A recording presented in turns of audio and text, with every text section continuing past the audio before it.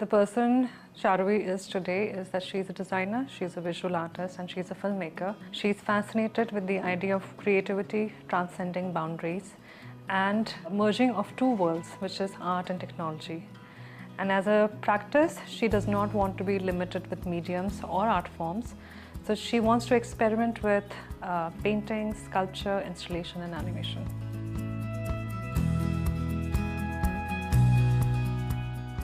Well, I've known Charuvi for quite some time, and she's truly a young achiever.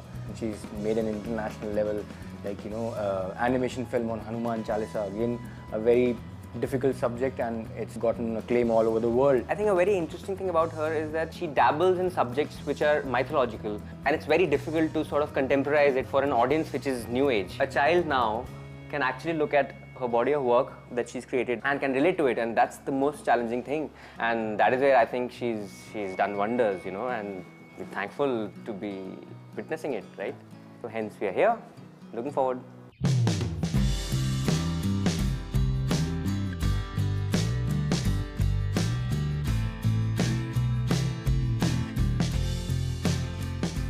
So finally, really glad to be a part of your creative world, Charuvi. We've been wanting to meet you and know your work. Finally glad to be here. I'm really glad you could join us, and I'm really happy that you could see what I've been doing. No. And I have known you since college, and I feel art comes so naturally to you. Your mediums, the technique, you're so thorough with all of it. So what were your earliest memories of art? Earliest memory would be from childhood, probably when I was 5 or 6. And I think majority of the artists, that's what they would say, they would be doodling on the walls or on the paper. I remember I would be painting stuff and distributing to my friends, and then crying about it, oh, why did I give away my creations, because I was so attached to it.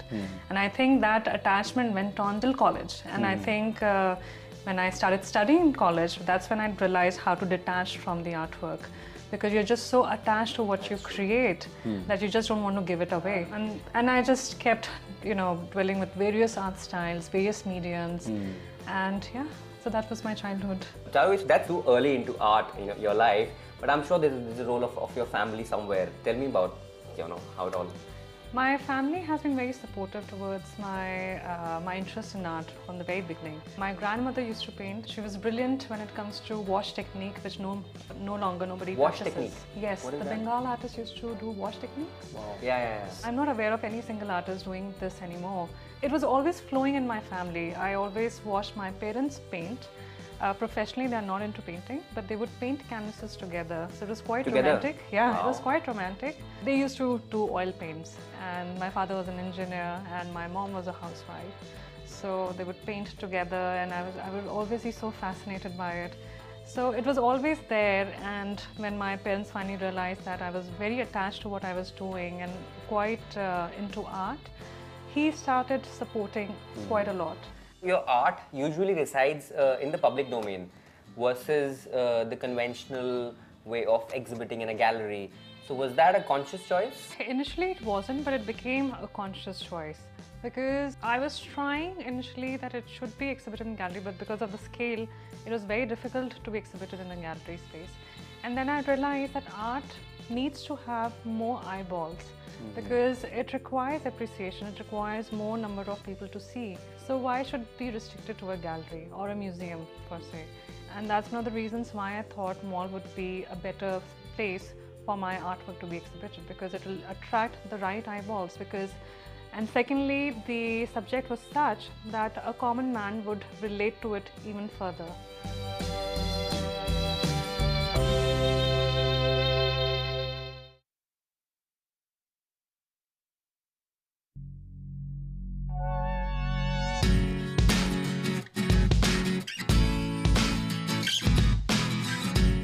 I think you've been diving into really complicated projects like new technology, augmented reality, and interactive installations. That again is a very niche area. It's commendable you're doing that. How is the response, and how do you manage? The response is obviously positive. It's difficult for them to yet understand what's happening, so you have to aware them about the technology. I find it very exciting. It's so limitless now. I mean, you could empowers so much, you know, having a complete wall take the shape of you.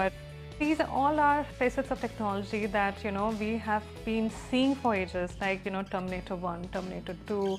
The wild imagination that one could only see in pictures can actually be translated in physical life. How the inception of Hanuman Chalisa happened for you? I mean, being in the public space, also doing something which connects more with people. Hanuman, again, mythology was one of the subjects that I was dealing with, and it came to me as a commercial project, but eventually became my own personal project. Mythology is so deeply rooted within us, but at the same time, because of Western influence, we want to deviate from it, yet we celebrate all the festivals. And I thought it would be a very interesting challenge to take something so imbibed in our culture and portray it in a very different way.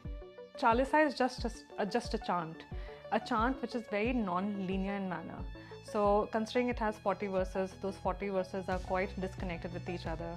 And from the same Chalisa, I made an animated film, so that becomes narrative and every single individual can relate to it.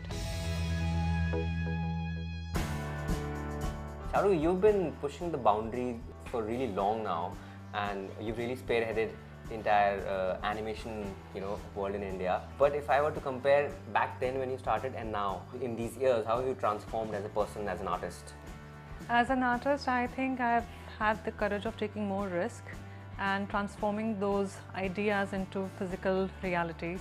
So what is the message that you would leave out to somebody who is looking up to you as an artist? I would say never stop learning, go crazy when it comes to experimentation, and be audacious enough to take risk and fulfill whatever desires you have in terms of creativity. Charuvi, we have with us a student from Pearl Academy, and she's part of a mentorship cum experiential program, and she'd like to have a little chat with you. Of course, I would love to. It's Sana. Have a seat. Hi, Sada. Hello, ma'am. Hi. Well, it has been a great experience being here and seeing your artwork, which is unbelievable. That's really On sweet that of you. note, ma'am, I have one question for you. Sure. At a very early age, you won a lot of awards and you set up your brand. What were the challenges you faced? So before setting up my own brand, the biggest challenge was that, you know, I was trying to figure out what my identity is, because when you're dwelling with so many mediums, you're figuring out what your style is. So people perceive you very differently, and there are different contradictions, that there's criticism that comes to you. And then you have to just figure out, absorb the criticism and kind of reflect on it and see where exactly do you see yourself in future and what would be the path forward. Thank you, ma'am. These words definitely I'll remember, and being an aspiring designer, I'll make sure that even I do follow a path as you did. I'm really thankful. Thank you so much. Thank you, ma'am. Thanks, Sana. Thank you. So Charuvi, it was great chatting with you, you know, and I'm really inspired by, you know, your endeavors, and you're spearheading the whole, you know, animation and augmented reality, you know, movement in India. It's a rare and difficult field. She's the right creative Indian, you know. So it's been an absolute privilege, you know. Come on, talking to you, privilege seeing has your been work. all mine, because I get to speak to both of you who are practicing artists themselves. So pleasure is all mine as well. Let's Thanks. capture this Let's- moment. Yeah, Of let's course. freeze this moment.